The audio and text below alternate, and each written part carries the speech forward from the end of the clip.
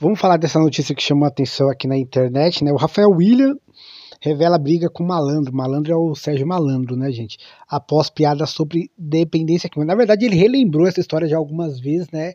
E recentemente ele participou de um outro podcast. Ele foi perguntado, toda vez que um artista, uma pessoa famosa, tem uma polêmica marcante ali na carreira, hora e outra a pessoa vai lá, volta para falar do assunto, né?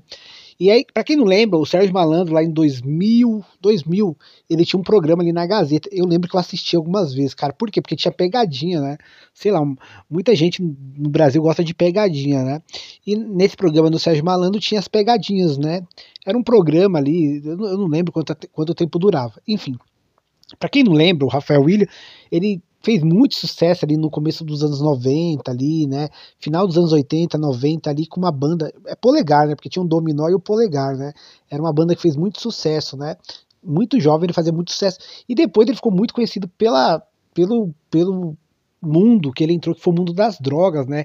Então, por muitas vezes a gente acompanhou o vício dele ali nas capas de jornais, nas revistas, nas matérias de TV, que foi assim, foi uma coisa bem profunda, gente, não era uma coisa leve não, assim, você via que ele tava assim num vício, muitas vezes ele foi pego roubando, muitas vezes ele ficou em situação de rua, e eu lembro que quando eu vi essas notícias eu falava, mano, esse cara não vai se recuperar mais, né, porque parece que ele mesmo fala que ele já tava no fundo do poço, né, ele já tinha entrado em algumas clínicas na época, entrado e saído, né, e assim, a gente convive, né, mas a gente vê muitas pessoas em situação, assim, de droga que vai para vir a situação de rua, né? Quando o cara já tá naquele nível, você acha que o cara não vai sair mais.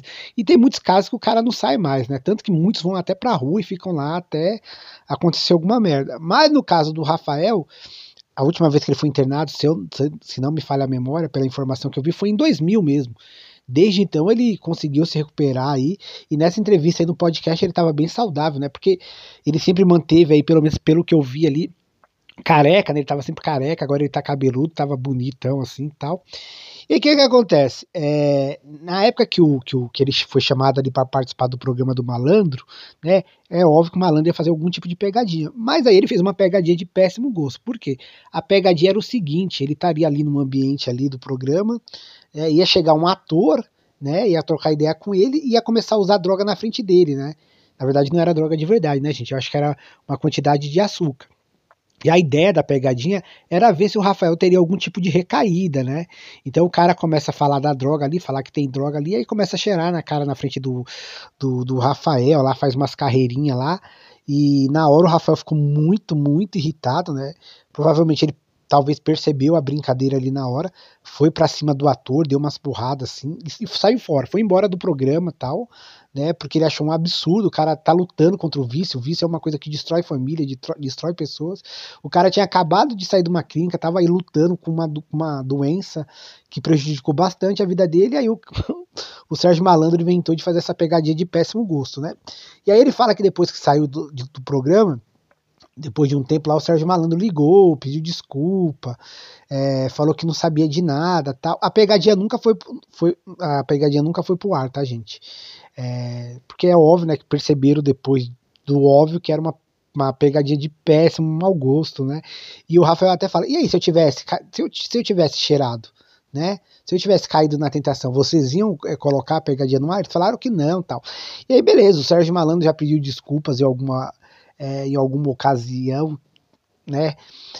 Não, em alguma ocasião não, em algumas ocasiões, né? O Serginho falou sobre esse assunto, pediu desculpa tal, né? Falou que era um outro momento, né? Faz 24 anos atrás, né? Mas até hoje, toda vez que o Rafael Willian fala desse assunto específico, ele fala com muita mágoa, né? Ele não perdoa, não. Algo que já aconteceu há 24 anos atrás. Ele falou aí nessa participação dele aí, um mês atrás nesse podcast, que achou a atitude bem babaca, que não quer conversa com o Sérgio Malandro, que não acompanha nada que tenha a ver com o Sérgio Malandro, né?